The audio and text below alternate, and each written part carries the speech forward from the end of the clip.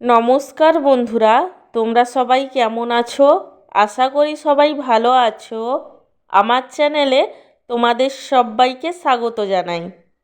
আজকে আমি আমার লাঞ্চ থালির ভিডিও তোমাদের সাথে শেয়ার করব। আজকে আমার লাঞ্চের থালিতে আছে গরম গরম সাদা ভাত, তার সঙ্গে আছে এক টুকরো পাতিলেবু, আর আছে এক বাটি চিকেন কারি, যেটা আলু দিয়ে বানিয়েছিলাম। চিকেন কারির পরে আছে গাজর আলু ভাজা, পটল ভাজা। পটল ভাজার পরে আছে আলু দিয়ে রুই মাছের ঝাল, যেটা সর্ষে বাটা দিয়ে বানিয়েছিলাম। সব শেষে আছে টমাটোর চাটনি।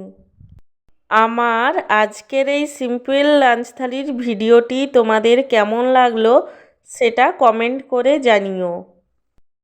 আর ভিডিওটিকে লাইক এবং চ্যানেলটিকে সাবস্ক্রাইব করতে একদমই ভুলো না।